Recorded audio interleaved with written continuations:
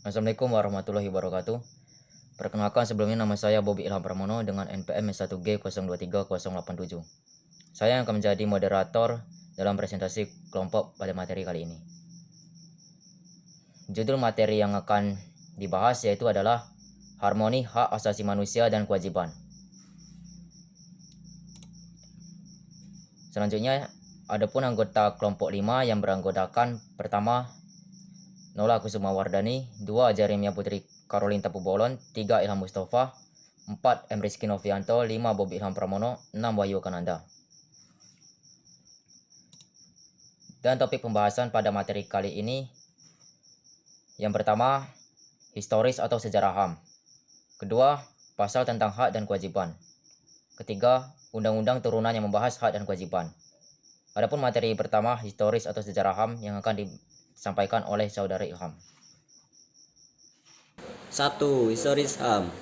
Sejarah HAM atau hak asasi manusia berawal dari dunia barat Eropa. Seorang filsuf Inggris pada abad ke-17, John Locke, merumuskan adanya hak alamiah yang melekat pada setiap manusia, yaitu hak atas hidup, hak kebebasan, dan hak milik. Pada masa itu, masih terbatas pada bidang sipil dan bidang politik. Sejarah perkembangan HAM ditandai dengan adanya 3 peristiwa penting di dunia barat, yaitu Magna Carta, Revolusi Amerika, dan Revolusi Prancis.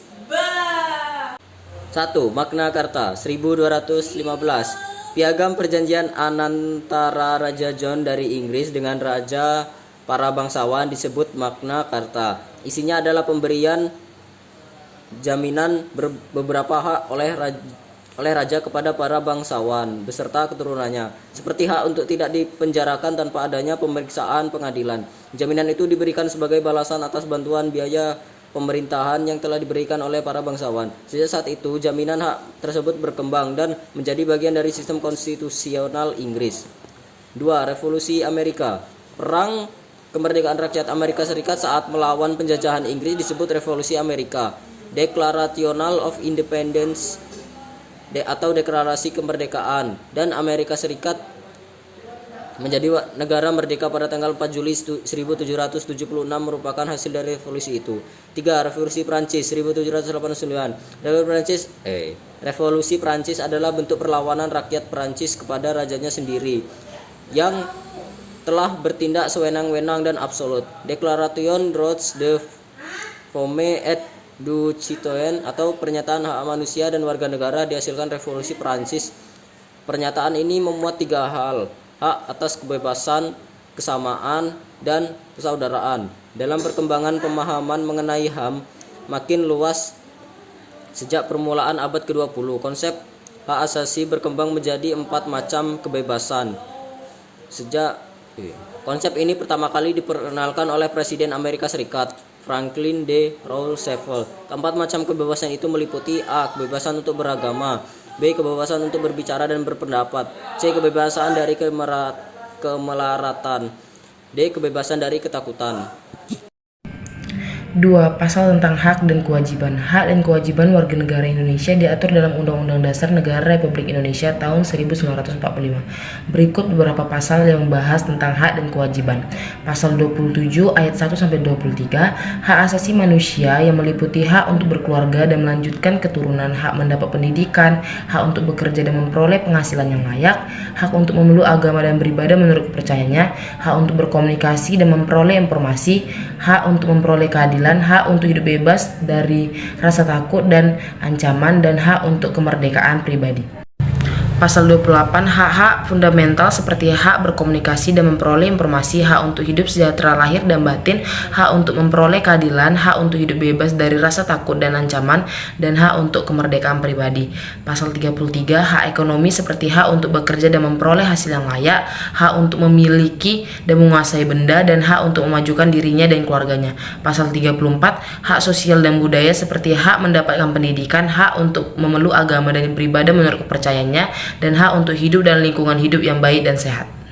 Kewajiban. Pasal 27 ayat 4, kewajiban untuk menghormati dan menjunjung tinggi HAM. Pasal 28, kewajiban untuk menaati hukum dan norma yang berlaku. Pasal 30 ayat 1, kewajiban untuk ikut serta dalam usaha pembelaan negara.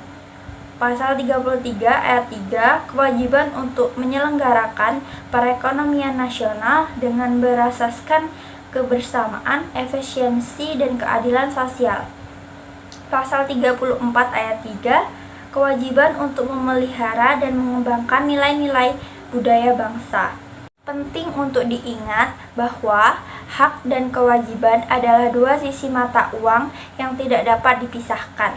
Kita tidak dapat menuntut hak kita tanpa memenuhi kewajiban kita.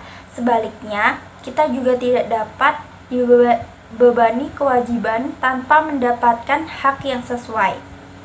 Dengan memahami hak dan kewajiban, kita dapat menjadi warga negara yang bertanggung jawab dan berkontribusi pada kemajuan bangsa. Undang-Undang Turunan dan Hak Kewajiban. Pasal 27 ayat 1-3 tentang hak asasi manusia. Undang-Undang Nomor 39 Tahun 1999 tentang hak asasi manusia mengatur tentang pengakuan, penghormatan, perlindungan, pemajuan, dan penegakan HAM.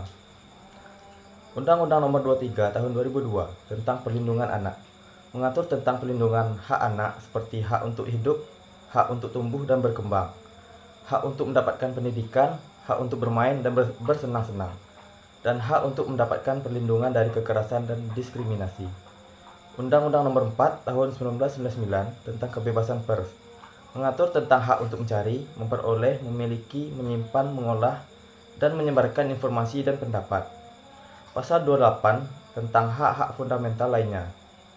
Undang-Undang Nomor 32 Tahun 2002 tentang penyiaran mengatur tentang hak untuk berkomunikasi dan memperoleh informasi melalui media penyiaran. Undang-Undang Nomor 38 Tahun 2004 tentang kesehatan mengatur tentang hak untuk hidup sehat dan sejahtera. Undang-Undang Nomor 8 Tahun 1981 tentang hukum acara pidana mengatur tentang hak untuk mendapatkan keadilan dalam proses peradilan. Pasal 33 tentang hak ekonomi. Undang-Undang Nomor 15 Tahun 2002 tentang ketahanan pangan mengatur tentang hak untuk mendapatkan pangan yang cukup, aman, bermutu, dan terjangkau.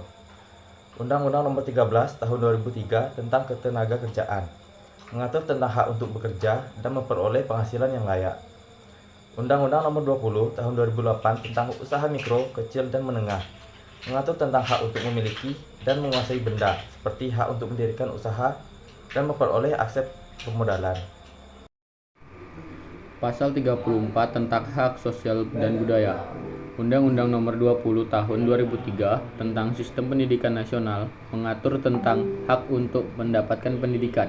Undang-Undang Nomor 12 Tahun 2012 tentang Pendidikan Tinggi mengatur tentang hak untuk mendapatkan pendidikan tinggi.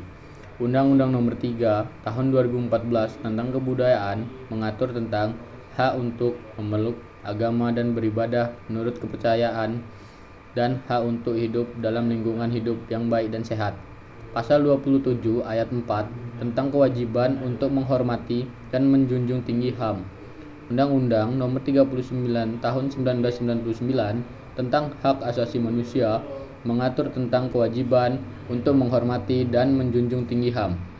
Undang-Undang Nomor 23 Tahun 2002 tentang perlindungan anak mengatur tentang kewajiban untuk menghormati dan melindungi hak-hak anak. Baik, di sini kesimpulannya, hak asasi manusia atau HAM dan kewajiban adalah dua sisi mata uang yang saling berkaitan dan tidak dapat dipisahkan. Keduanya merupakan pilar fundamental dalam mewujudkan kehidupan yang adil, damai, dan sejahtera bagi setiap individu. Terima kasih. Assalamualaikum warahmatullahi wabarakatuh.